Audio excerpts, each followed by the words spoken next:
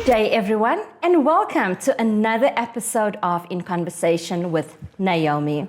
With me in the studio today, I have our wonderful Pavel Matthews. Pavel is a friend, firstly, and secondly, a colleague in the legal industry, a real powerhouse.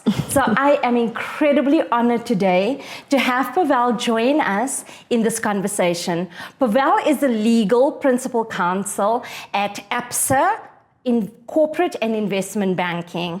Pavel, a warm welcome. Thank you so much for taking the time to join us. Please share with our audience just a little bit about yourself and who you are. Thank you, Naomi, for having me. It's a real pleasure and honor. Yeah, so Pavel is a spunky mother of two very intelligent girls. Beautiful girls, I must add. Beautiful girls. They definitely keep me on my feet. I look after global markets from a legal perspective, derivatives. Apparently the most senior African female that's in the space in the country, so very niche skill set. Tell us a little bit about what is global markets. So we have an audience that joins us from all around the world. We also have people that may not really understand financial markets or even some of the legal technical parts. So just tell us a little bit about what that is, and also what is ABSA? Who is ABSA as a group? ABSA is a bank. It was formed quite a while ago, an amalgamation of various banks, so it has quite a history, but really in a very, very beautiful stage at this point where it's now unbundled itself from Barclays, and it's looking to really embed and entrench its own identity as a pan-African financial institution. So a lot of exciting stuff happening there, a lot of, I guess, opportunity for people like me, you know, to really help influence where the organization goes from a cultural perspective. So very exciting space to be in at this point in time.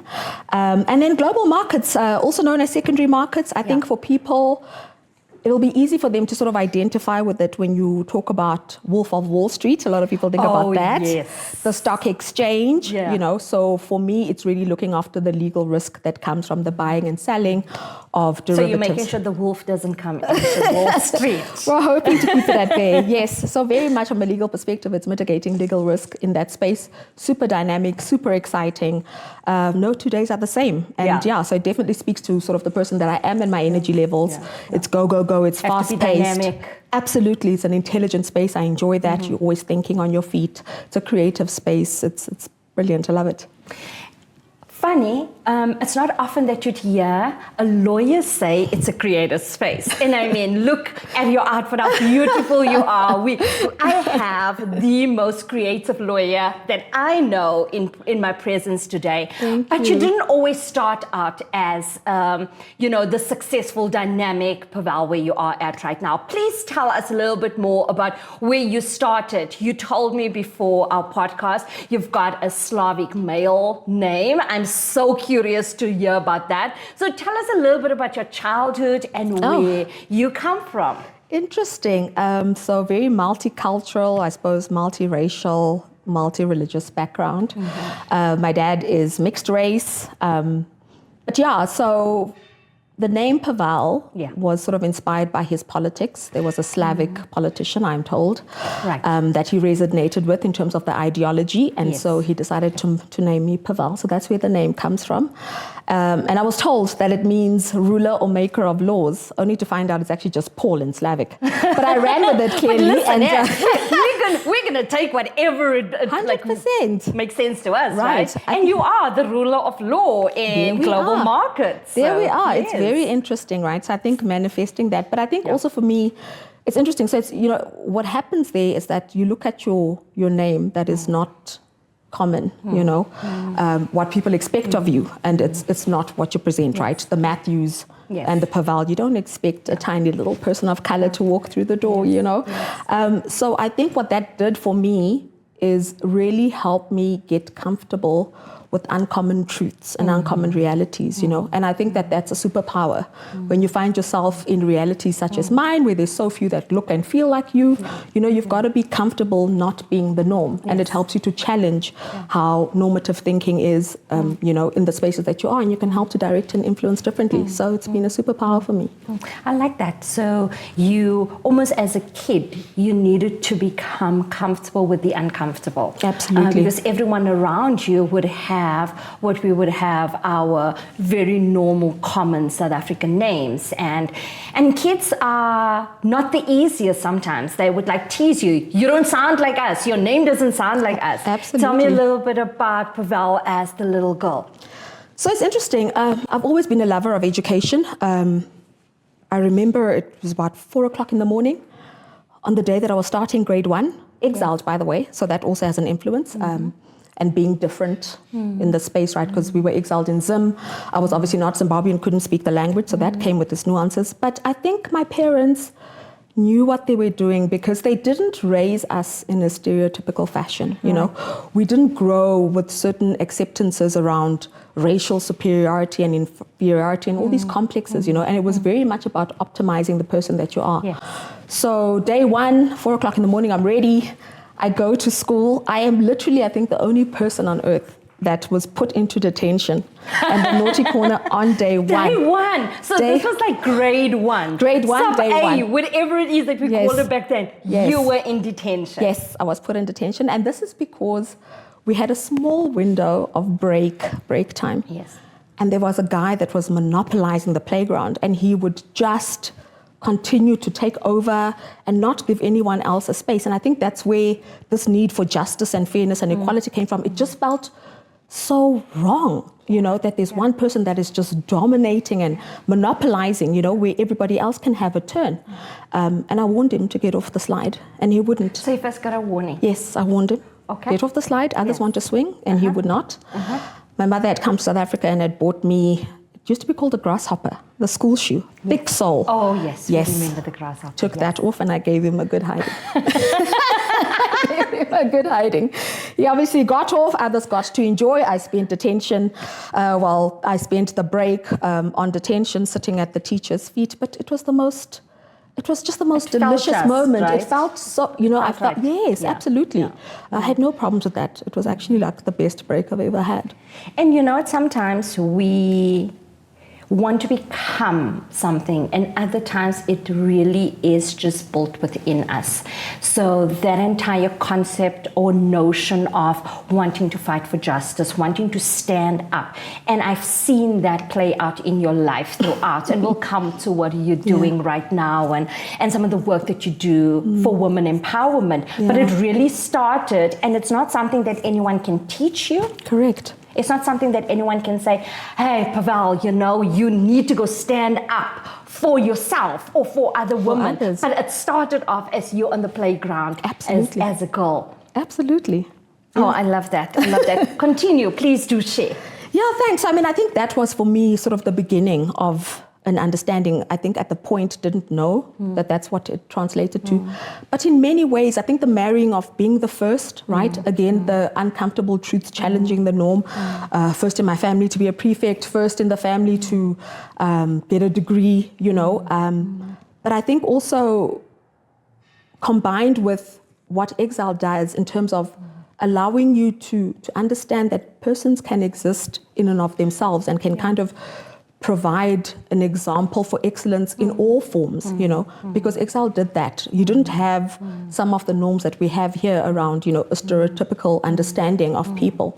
So it was able to really put me, I think, in a place of comfort, you know, around walking a journey that is less traveled effectively. Yeah.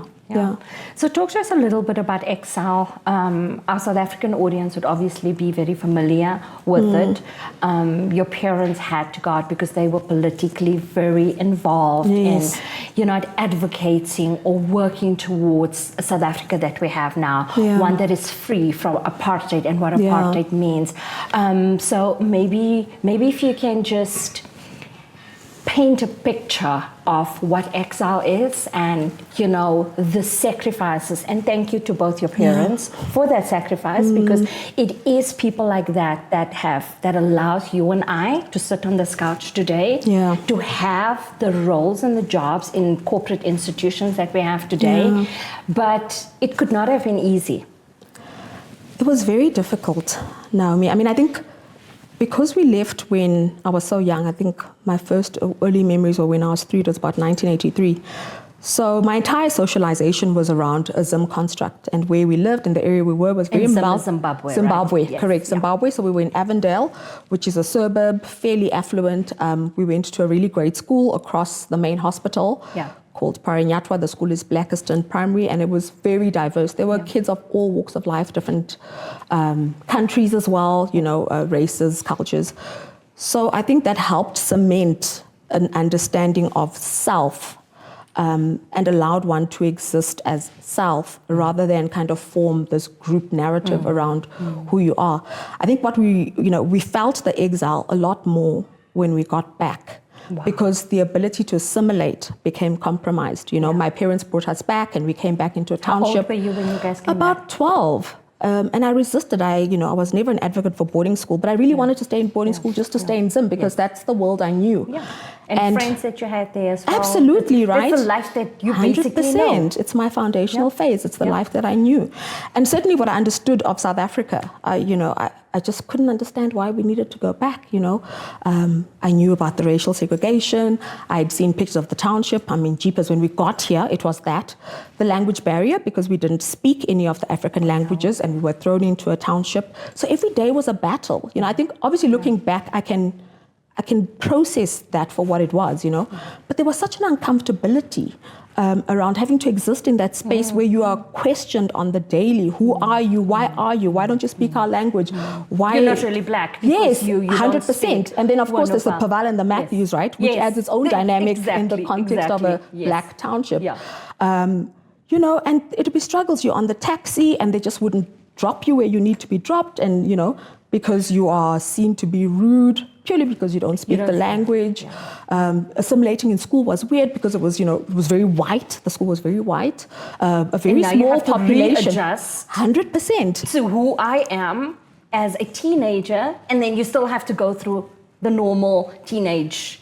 It was just weird. It was weird because you had a very white construct, and then there were like, I think 10 black kids at the school.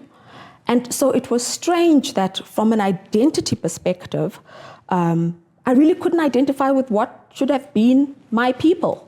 Because I don't speak the language, I don't understand the culture, you know, the ways of being and the way that black kids had to grow up here was foreign to me, you know. And just that identity of meritocracy and the fact that there is no, you know, I never saw myself as black and therefore none of that was written into my profile. So it was odd. I think just finding the right group to kind of, I suppose, gravitate into and make friends with. But we did. We were a little bit of a weird crowd, and we were a blended crowd, and there was a little bit of everything. You found your people. I found my tribe. I did. I really did. And we do that at every stage of our life, right? It's sometimes hard. Sometimes we need to just like bite the bullet, as they say. Correct. And it leads us. But also, you talk a lot about authenticity. And I think in that struggle, even as a young Pavel, your authenticity led you to finding your tribe. Absolutely. And I mean, you know, to this day, I mean, that's something that I'm grappling with now. You know, I know there's a specific narrative, you know, especially now in corporate South Africa. It's, you know, a word that everyone's latched onto. It's a concept, a philosophy, a school of thought. And I'm not sure that we are where we need to be around authenticity. I don't know that even the way that certainly the current narrative is around what it is adequate and is doing justice, you know. And certainly, especially for women of color that are needing to do things that have been stereotyped before, you know, in order to break the ceiling when you talk in a meeting, she's aggressive, she's this, she's that, you know, whereas for men, they're just kind of presenting themselves. So, and then that's kind of a level of, oh no, but, you know, you need to pull back, 100%, you know. So I'm still doing my maths on where I think authenticity needs to land as a narrative. I just don't feel that we've gotten it right as a society. But what I do know is that with maturity and with conviction in sort of your universal truths, that really builds up. Yeah. It allows you to present as you feel you need to do. And you know what? You're going to have people that like you. And you're going to have people that are not going to like it. And it is what it is. And it doesn't matter whether you are true to who you are or whether you're trying to fit in with a particular crowd or pretend to be something that you are not because you think that construct requires you to be. There's going to be people that like you and people that don't like you. And I think the quicker we accept that this is it, we just have to be ourselves, the quicker we are able to also accept ourselves as we are and show up for the people that's going to accept us. Yeah, 100%. And I mean, you can imagine with, I guess, the nuance around all the unique bits that make me. It becomes difficult, right? Because you're an inauthentic South African woman. You're an inauthentic want to be this. You're, with, the multiplicity of races and cultures and identity, it creates space for people to kind of feel that they can, share a narrative or a view that's obviously ill-informed. But I think what's important, and I always have stuck with this motto that says, lions do not concern themselves with the thoughts of sheep. And so you'll know I call... Say that again. Lions do not concern themselves with the thoughts of sheep. I absolutely love that. Yeah. I love that. Yeah. If you're a lion... Absolutely. Go and be a lion. 100%. And think, you also talk a lot about manifesting what it is that you want, right? Correct. So your thoughts will manifest what it is that you're looking for. So why are you going to think 100%. thoughts that does not concern you? And I think, there's such a shortage of leadership, right, across the board. Yes. So it's not just corporate. Yeah. It's in politics. We see it play out everywhere, And I think that if you're going to be a leader, then you can't be a sheep. By definition, you have to be a lion. You need to be thinking very differently, and you need to be taking ownership of that. And there's enough naysayers, right, in the world. I think for me, it's about really trying to optimize your own excellence. Yeah. I think a lot of us are fearful, actually, Yes. of the brilliance that's within, and a lot of us hold ourselves back, and we feel like there's no space or room, and we're so scared of erring, That your light is going to shine so bright 100%. that some people are going to be uncomfortable with it. So you kind of and I know it's a very common saying that you try to dim your lights, but I've seen it with so many of my friends, of black women, of powerful black women. I'm going to be too strong where I show up in. 100%, but also, right, I mean, if you look at corporate South Africa, a lot of that comes from you need to tame yourself and, be demure. And you can't be, I suppose, as forthright. And so your confidence is often labeled arrogance, and she's over the top. She's too much, so that definitely plays itself out. And I think for me, it's about redirecting that energy and creating enough of a tribe and a critical mass that says, we're not going to stand for the mediocrity, right? Because for me, that's what it is. Yes. It's a mediocre mindset, right? And a mediocre state of affairs. To be mediocre. So it doesn't, there's no space for you Yes. to actually come out, excel, and challenge, because then you're challenging the status quo. And so I always feel that those that are rubbed up the wrong way by the way I present have got some internal work to do. They do. Yeah. They do. And it's so important for us to be that true self, because we create space for others. We create space for your daughters, for our nieces, for other young women that's coming up to say, you know what, it is okay. It's okay for me to shine as bright as I want to be. And if I don't want to shine today, it's also okay. Absolutely. Because it's not every day that we feel like showing up happy, full of energy. Correct. There are also days that, you know what, I want to wear my track pants, no makeup, do what I need to do. And that is also okay. And that's also authentic. So that's the other thing, right? Yeah. I mean, I think there's just a lack of appreciation of the fact that there's all these facets of your life for which you need to show up, right? The Pavel that is Sana's daughter is not the Pavel that is Amira's mom or Tiana's mom. Yes. It's not the Pavel that is Naomi's friend. It's not the Pavel that is in a boardroom or delivering on a massive project that needs to be, wearing her negotiation hat solid, for the office. Yeah. So, and I just think that there's a lot more grace for men when they show up in that kaleidoscope, of themselves, all still authentic and genuine, And I think that we just need to start to be more deliberate about the narrative that there's that same space for women to be. Yeah, yeah. Beautiful. But you did not start as this beautifully confident Pavel. You had to walk through some treacherous road. I remember you've told me a story about when you had to serve your articles. So in South Africa, you go to law school, you get your law degree, and to be able to be a qualified lawyer, you then have to serve time within a practice to be qualified. Correct. Talk to me a little bit about that time. And I think that is also a time where you brought your beautiful daughter into the world. Yes. But the challenges, and it's already, just to add to it, it's already an incredibly tough time for young lawyers. Correct. Up until today, there's no grace. Correct. The hours that you need to pull, how was that for you? I look back now, and I really believe, so Les Brown says, you need tests in order to have a testimony. And I look back and I'm like, spot on. You needed the difficulties to be able to actually stand here and say, I have overcome, and there is a story, right? The story is in your resilience and how you've shown up in spite of the challenges. I mean, I was excited to join. I was an article clerk, among others, and then found out I was pregnant. And it was interesting. At the time, you needed to get a mentor. You were obviously going to be mentored by a senior. And I approached a senior female on the basis that, well, I'm pregnant and I'm going to be a mother.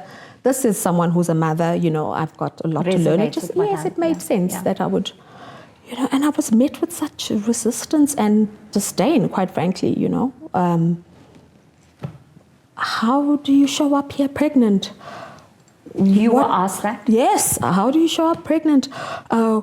We don't even have a policy for this. We don't know what to do with you. We're a law firm and we don't have a policy? We don't. Well, not for a candidate attorney, right? Because, of course, the hierarchy in firms. Yes, of course. Yes. So you're not entitled to have... No, how dare you're supposed to be working. So how are you coming with a baby and taking maternity leave, right? If we knew, would we have appointed you? 100%. That's probably the... Obviously, all of those sentiments were at play, right? And they really genuinely struggled with this. I think this is the first time they presented with this. And of course, so I was not mentored, and you immediately felt the isolation, the work that was supposed to come your way was not coming your way, but you're looking at all the other article clerks and they are drowning in hours. Remember billable hours? Billable hours. Drowning in billable hours, drowning in non-billable hours, busy, and it was really a decision. And no one is passing any of that work to you. Because the pregnant article clerk can't work. Your brain stopped working. Clearly. And so it is really the mundane, write a letter acknowledging that we're going to meet at XYZ time. Just nothing that is challenging my thinking or developing me. And it was a difficult time, But I guess for me, I had to make that decision to say, look, I'm bringing a person into this world. And I need to decide what is first price. I can obviously step away because it seemed easier to just pull myself out of this. You've got all the lights on you, but for the wrong reason, I automatically couldn't go for some of the classes that allow you to write all your board exams. The requirement at the time was to write all 4. I'd sort of tried to engage one of the partners around this and say, look, what do I do? And it was just, I don't know. But what we know is if you don't sit all 4, you are not going to get a space as an attorney. So you will not be kept on after articles. Very trying times, and that's when I made the decision, Naomi, that my first price is to qualify. My first price is to become an attorney and to become a good one, because that's going to lay the foundation for my goals going forward. So at the time, difficult decision, but I made the decision that after I'd had Tiana and it was sort of time to do the exams, that I would give her to my in-laws in Zim to look after. So I gave my baby to my in-laws. It was funny when I then picked her up after I'd written exams. It was been a couple of months. There were a couple of kids in the car, So I'm asking my mom-in-law at the time, I'm like, oh, where's my baby? I can't wait to see her, She's like, she's here. Like, that's your one. She's grown up so quickly. Changed color in the Zim sun, unforgiving. She was a whole new person. Where's my baby? Right? Oh my God. Did she recognize you? Zero. But Absolutely not. How does that make you feel as a mother? Because that is like your primal time that you want to bond with your child. But like, it was and so the crushing. sacrifice. It was so crushing. But Naomi, I told myself that I'm going to do this. Like it actually gave me meaning, Yes. It was like, this is the meaning and the purpose. And because this is adversity, I'm going to rise to the challenge. So I think those are some of the earlier career foundational steps in terms of you will have challenges and you need to meet the moment, So I gave it my all. Look, we got through that and I sat all 4. I passed. Yes. Even though I didn't go to all the Yes, classes and whatever, I had to do it differently. But the point is that it got done. Yeah. And then I think just from a work perspective and really cementing myself as someone that is worth giving an opportunity, I was sitting in the office. I was pregnant at the time, not getting any instructions. And Duncan Sinclair, who was the senior partner, he stormed out of his office looking for a candidate attorney to do something super urgently. It was like 7:30, And some of these things, I just feel like it's the universe also lining for your good. Yeah. So I was sitting there until 7:30, actually waiting for my lift.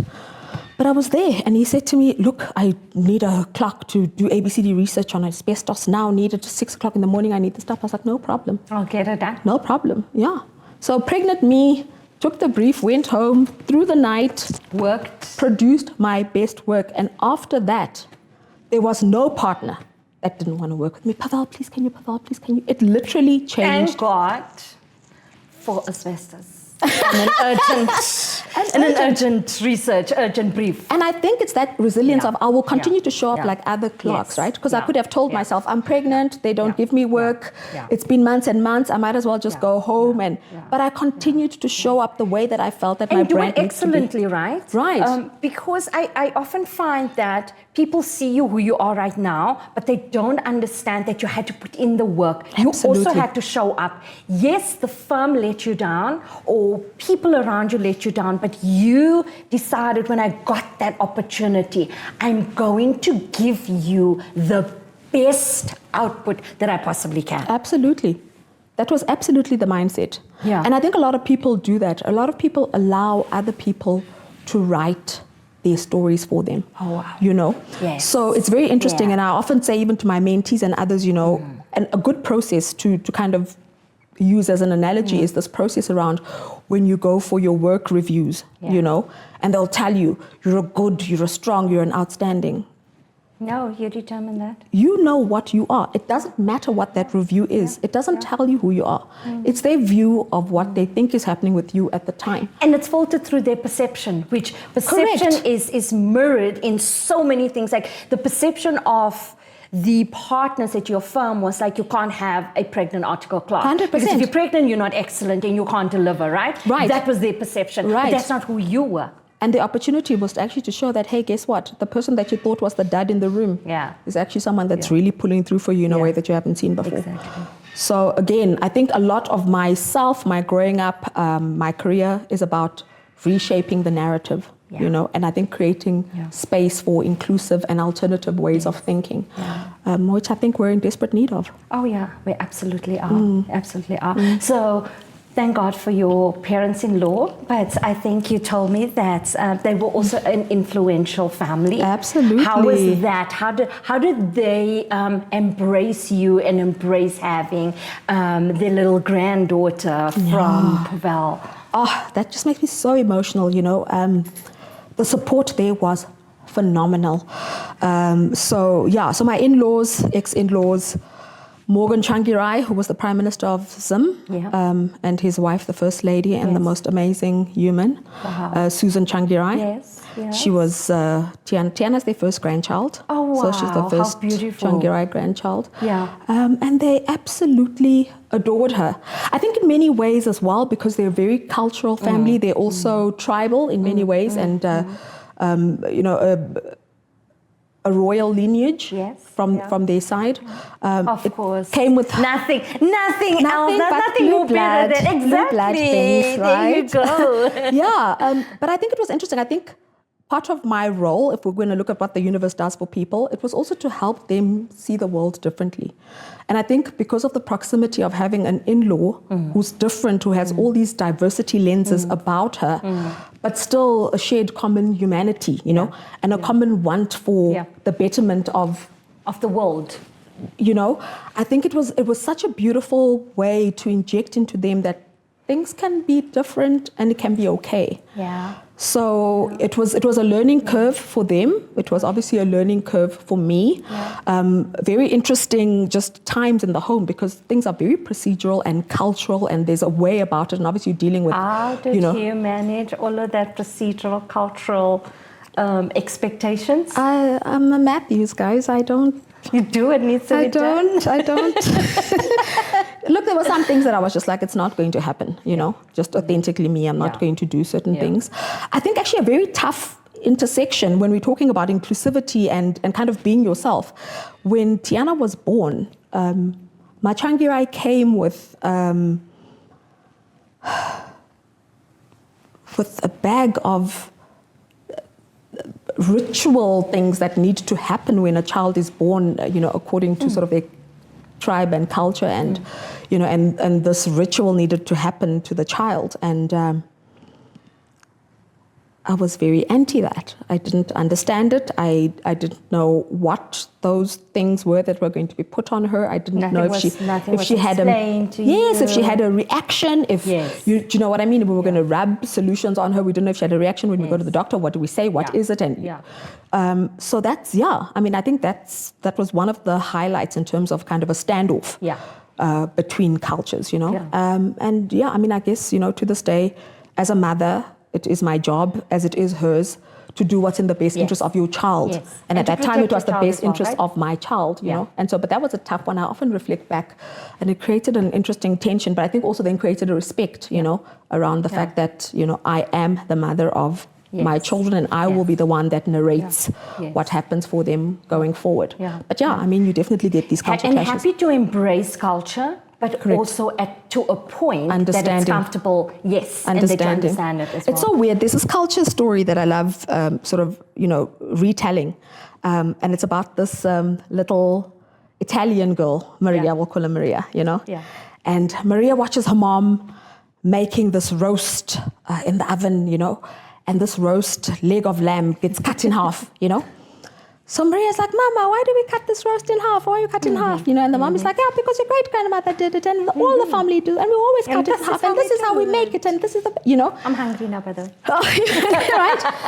So Maria's like, oh, okay, and she just couldn't make sense of, you know, why this leg of lamb must be cut in half, like how, you know. So she goes to her grandmother, and she's like, Nana, why are we cutting the roast in half, you know?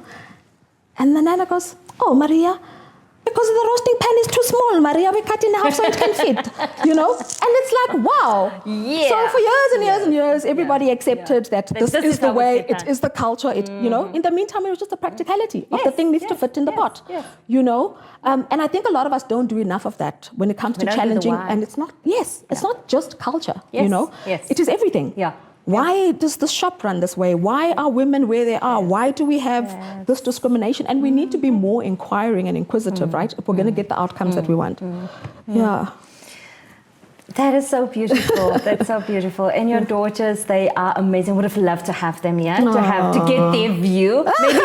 Maybe our follow up on this. We will have the whole family and get their view. Oh yeah, that will be super interesting.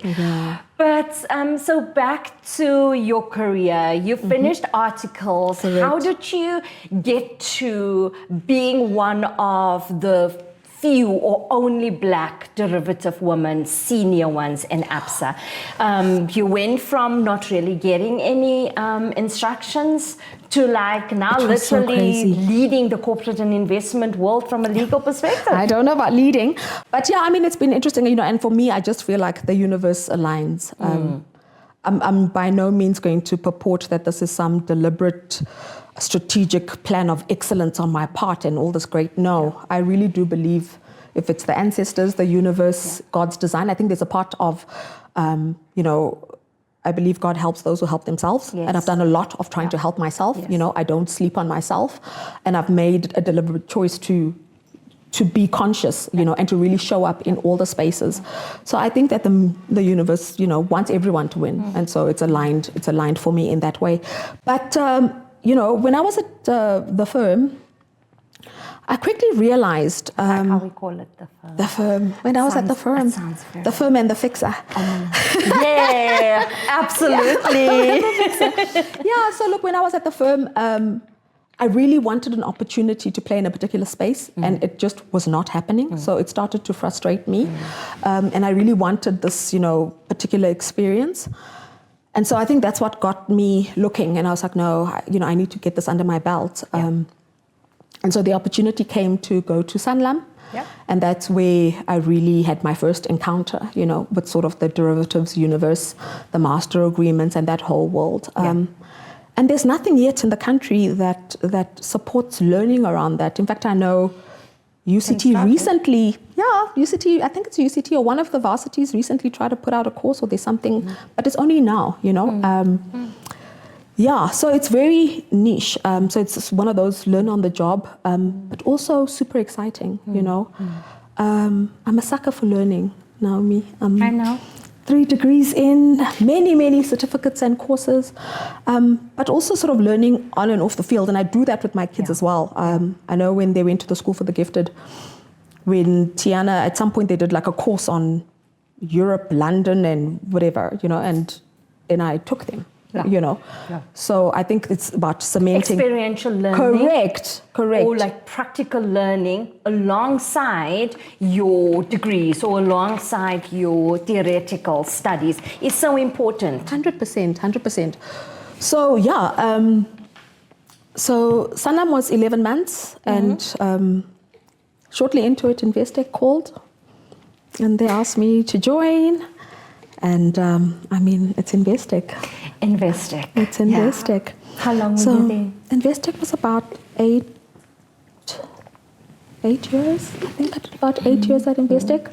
Started off in a sort of a paralegal-ish type structure team. And quickly ascended, hey? Also quite a few firsts there from what I understand. First black female team leader. And that's where I kind of started really cementing my derivatives knowledge. They had an amazing structuring team there, and that was kind of the pinnacle or the height, and everyone kind of wanted to get into that team. So I think 3 years in, I was promoted into that team, and I just haven't looked back. Oh, that's amazing. I know Investec is super difficult to get into. Like so many people, it's like the ultimate corporate or bank that people want to join, private bank in South Africa. And you just, of course, shine when you were there. It was so amazing. The interview was supposed to be about an hour. I think Pauline and I were switching on and off the lights. We carried on speaking right into the deepest, darkest depths of night. So you didn't have those 7-8 interviews? There were a lot of mishaps. Okay. We won't go into that. And at some point, in fact, it's the one bank that I didn't want to work for. Really? Yeah, initially I said I don't want. I hear it's egos and it's personalities and it's really just not who I am. Yeah. And I won't do it. Yeah. And Pauline Trollope, the then head, was like, you know what, come and meet the team. And Just then if come you and meet have a egos and if you meet, then happy days, And then on day one of actually trying to meet the team, there was some sort of mishap and no one was available to meet me. So I was like, all right, well, there we go. Universe is telling me not no. meant to be. And I was like, no, sorry. But anyway, self-corrected and best decision I've ever made. What a learning journey. And I think for me as well, it was a sharpening of those soft skills, right? Yes. It's the understanding the corporate world. It's understanding that relationships are your currency. Yes. It's how you build deep, meaningful relations. Just the other day I'd gone to fetch something at the bank and I saw the CEO going up, and it was hugs and kisses, invited me up to the C-suite, met the rest of the other exco, we're going to be doing a lunch soon.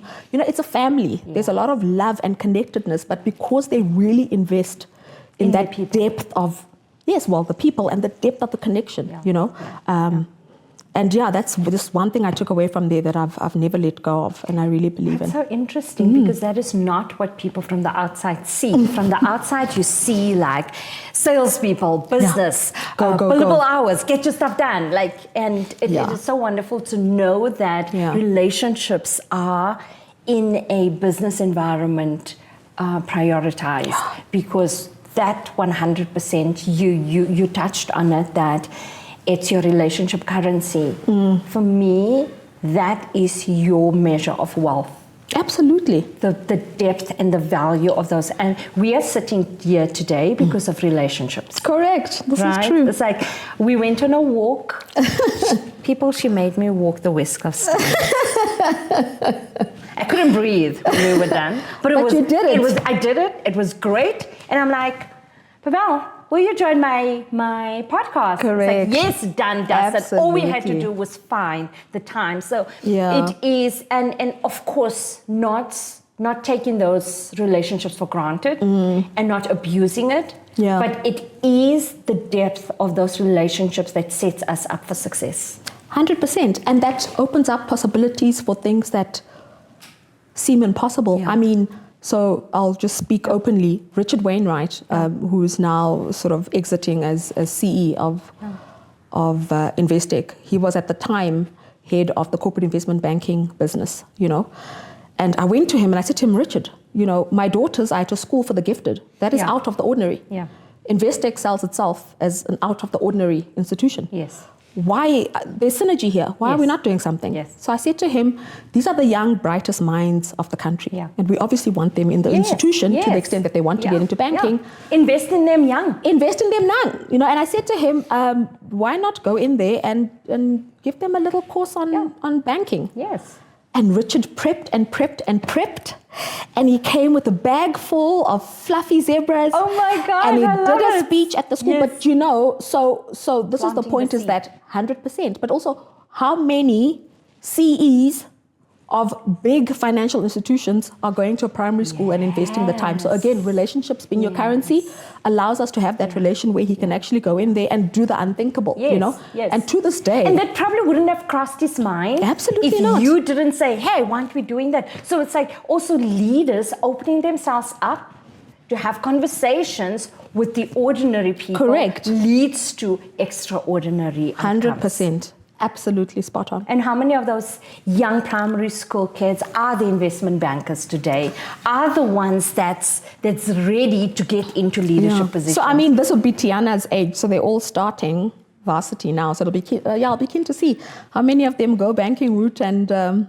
Or even, like, you know what, you don't even have to be a banker, right? It's, for me, it was, I often tell the story of how I decided to become a lawyer because my parents took me into a law office when they were buying their very first property. And I was 5-6 years old, and I was like, there is something in your brain that lights up, and then it's like, something is possible. Yeah. I could have gone into, it could have been anything else that someone has spoken about, but you just start thinking that, I can. And then you start following the dream, whatever your dream is. Absolutely. No, spot on.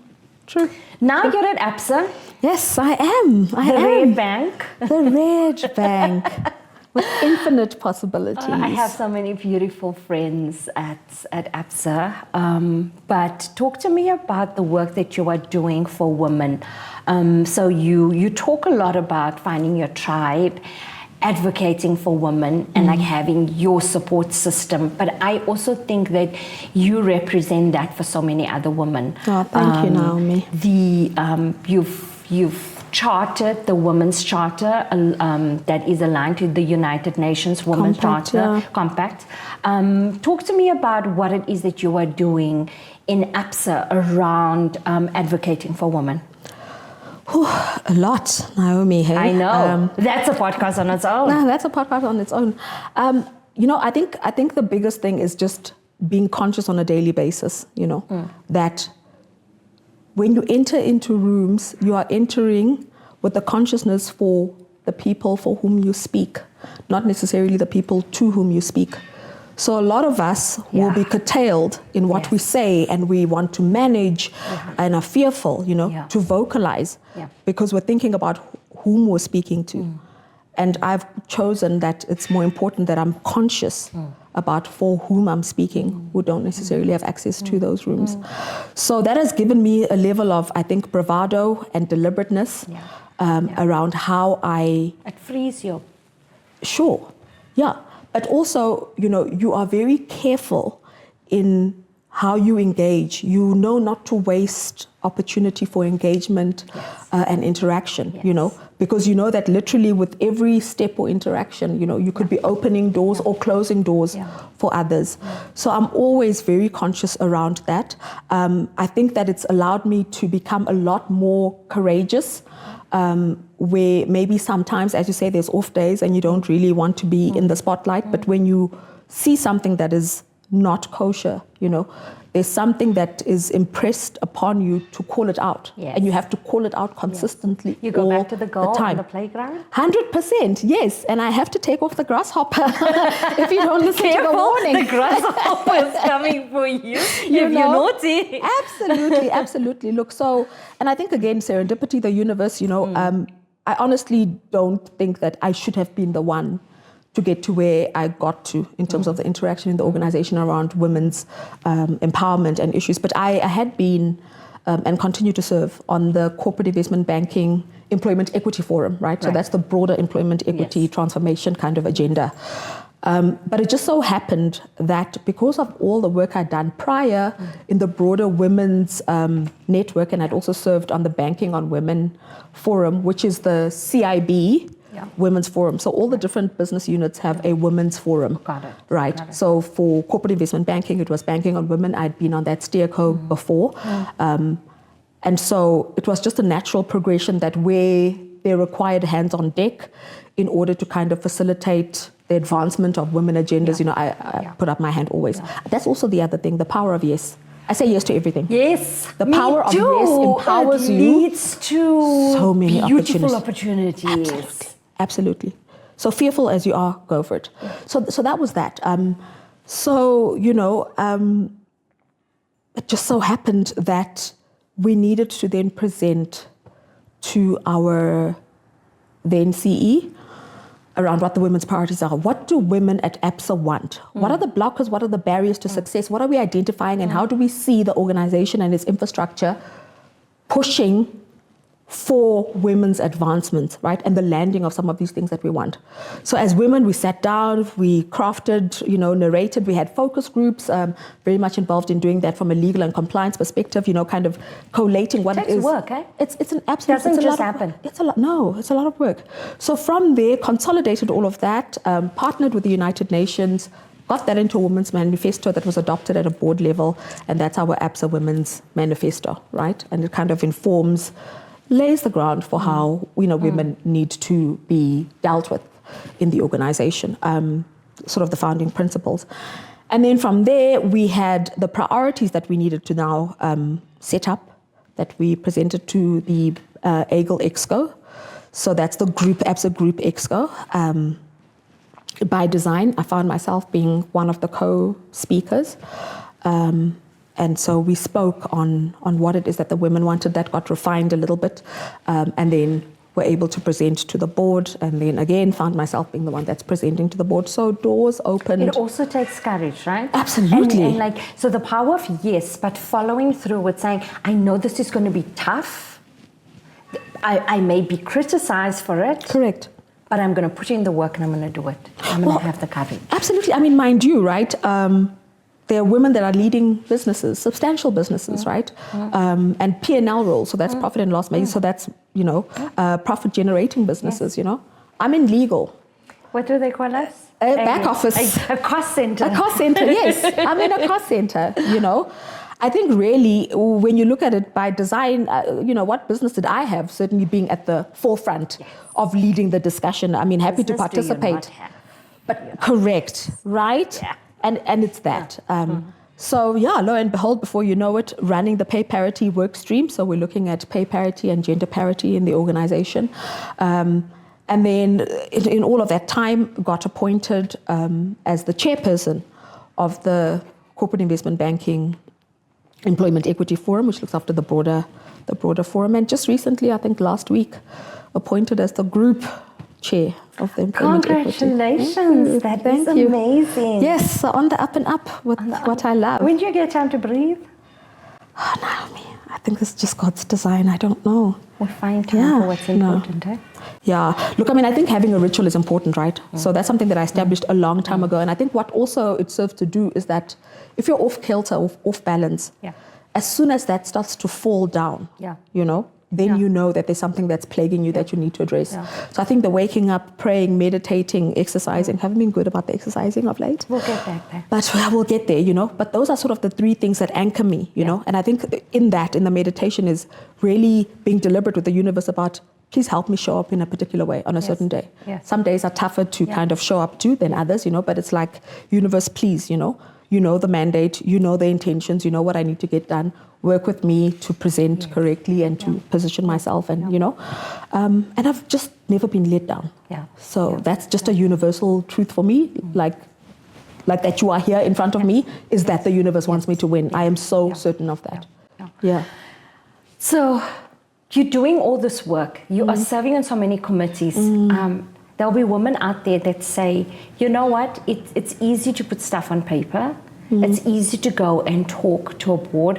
What are some of the tangible outcomes that you've seen change with the work that you've done in your current organization? Oh my goodness, a lot. So the first thing, and something that I believe in, and Ray Dalio speaks about this, he speaks about radical transparency. I love the man. I think he's such a genius. So yeah, check out that book. I will. He speaks about radical transparency, and for me that is one of the first things, right? You can't manage what you don't measure. So if there's smokes and mirrors around things, you are just not going to get where you need to. You're not going to unearth what it is that you need to. You're not going to surface the real issues, and you're just not going to progress. So, you know, for me, the progress that we have seen from a woman perspective, from a gender pay parity perspective, ABSA has utilized in total about R500 million to plug the gender gap, right, from a pay perspective. R500 million, that is not a small number. No, that is not. That's not small change. So that's 2021-ish, last quarter of 2021, I think, into 2022, right? We have programs that are deliberate and specific to develop women, one of which is an award-winning program that Donna Rachelson kind of provides to ABSA. It's called Igniter. Brilliant, women-focused, how to really develop soft and hard skills, you know, around women showing up bravely, boldly, you know, taking ownership of the narrative around you, branding and positioning, all of that good stuff. An amazing program. So there's that. We've got Empower Her, which is also on a similar vein. There's Masedi, which also is quite an intense program, and we actually there structure it according to job grade. So it's specific to just how high up in the hierarchy. We've made a deliberate effort to make sure that all opportunities for training are sort of targeted very specifically. Sort of 80% of the population are women, women of color.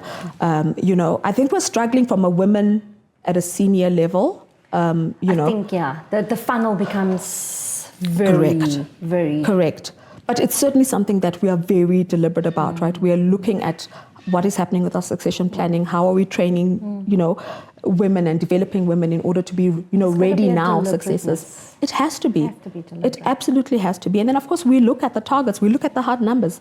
What has happened? What does it say? What has changed? Correct. And why? You know, and when people are being exited, what are the reasons for why people are, you know, being exited? I think for me, what gives me a lot of faith and hope right now is that I've had some very, very intense, raw, and vulnerable conversations, you know, with the leadership right at the top. You know, and it really is my belief, my wholehearted belief that we mean well. This iteration of leadership means well. They want to drive transformation. They want to drive culture. If the willingness is there, absolutely, the means will follow. Correct. They will find a way to do it. Correct. I really do believe that that's where we are. But I think that our leadership does need the support, you know, from the rest of us. You know, we need to sing from the same hymn sheet and really drive the outcomes, because of course the hiring, the development is happening at this granular level. It's not happening at the exec level, right? So you know, we are the active agents for actually 100%. Correct. Congratulations. Thank you, Naomi. Your voice is making a difference. Thank you. We are loving it. But Appreciate. let me go to your personal life. Right. We have now spoken about perhaps the girl, Yes. the power woman. Tell me about your what do you value and what do you love doing that brings you joy outside of really this powerhouse of a woman? Yeah. Well, you know, I've taken you. The Westcliff Stairs for me are such an amazing opportunity. The Westcliff Stairs, people. The Westcliff Stairs, yes. I'm joking. It was really good. It was fun. It's so stunning. I mean, I think for me, I enjoy humans. I enjoy human interaction. I enjoy learning. Yeah. So for me, curating this beautiful melting pot of diverse views and energies, you know, bringing them together, doing something healthy and, you know, outdoorsy, and an opportunity to bring people together and share, you know, ideas. Have fun, share breakfast, you know, I really, really enjoy that. That's good downtime. That really feeds my soul. Interacting with my two people. I mean, my cubs they are insanely intelligent, guys. So it's challenging. And in fact, a lot of challenge you probably. Absolutely. And I think, you know, the elder one as well, because, you know, she really starts to speak a lot from a woman's perspective, you know, and we get into, you know, the issues of women on the spectrum, transgenderism, intersectionality, you know, what does that look like, you know, at the core of Black women who are then trans and, you know, what kind of intersectionalities, and it's kind of like that triple effect of being Black, female, and, you know, non-heterosexual or non-cis or whatever, you know. So she challenges my thinking there. I think about how to develop some of this narrative and how do I inject that, you know, into the way that we think, because we tend to be binary, you know. It's in the man or woman conversation, but actually, you know, and diversity then spans beyond that. So I really enjoy that. And acceptance also goes beyond. 100%, you know, 100%. I think the challenges of raising privileged kids in the context of a very not privileged South Africa, you know, I think raising grounded children, you know, in the context of both kind of their, you know, their families. Amira and her family is sort of the Matikizelas, right? And Winnie is a great grandmother there, you know, and then Tiana on this side, you know. And it's like, but how do I raise individuals that are going to be grounded and centered and can literally sit on any couch and any bus and be normal and human, you know? And how do I... And relate to... And 100%, you know? So I think that in and of itself is a little bit of a challenge, you know? But yeah, that brings me joy. I think my kids really bring a lot of meaning and purpose. I love exercise. I think... So in COVID, you lost 30 kg. Yeah, I did. But you know, for me, I think the weight was lost when the toxic mindset was lost. I think COVID was about losing a toxic mindset. I think there's so many behaviors that humans possess, kind of and engage in, and we don't question ourselves, Naomi, right? Yes. And if anything, I think the legal mind is actually a dangerous weapon because you can justify a lot of nonsense, right? Oh my gosh, they can't be not. Right. So come up with an argument that makes perfect sense. Absolutely. So it's COVID. You're not going into the office. They're not selling liquor anywhere else. You'd have no excuse. Right. So you make your pineapple concoction. Everybody was doing that. You know, it went down very quickly for a lot of us. Yeah. You know, and I think that your toxic habits really became pronounced during COVID. People smoked more, you drank more, you exercised less, you know. You baked lots of bread. We baked a whole bunch. All you had was to eat or drink. Correct, right? And so I think when that happened, and I mean, I think I lost quite a few family members, you know, and I think that was very confronting because there was also the reality of the family or the cultural process around we'll all get together at the house and we'll all see each other, and that was the hardest you part couldn't of do that, you know. And I think that was such an assault and an affront on how, as society, we bond over time of mourning and support each other. It really and help just each other through correct. That through that pain and that's something. It absolutely right? does. It's a passage into your grief or starting to deal with your grief. 100%, you know. So I think that was very, very confronting, and I think also what it then did was it allowed me to kind of look at myself, and my kids were also going, why are you smoking? It's so bad. Like, and you're going to die. And, people will, because obviously the intellect, COVID, therefore, you're going to be gone. And I'm like, oh my goodness. And it's true, right?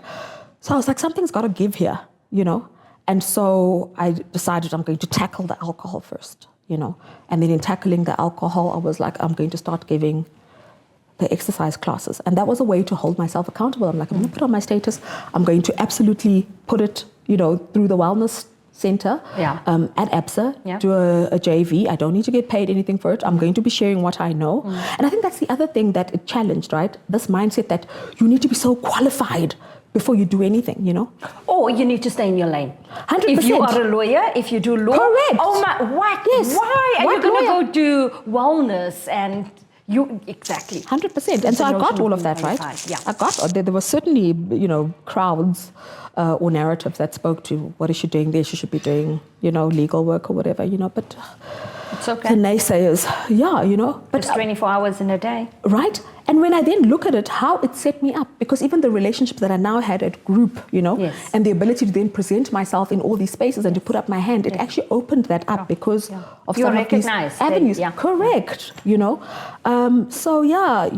me, the COVID was really transformational for me because it was about tackle the toxicity in yourself, tackle your own self, and then it transcended, right? So it's tackle your own self-sabotage, tackle your disrespect of yourself. And this was playing out even in other relationships, right? Relational partners and all of that.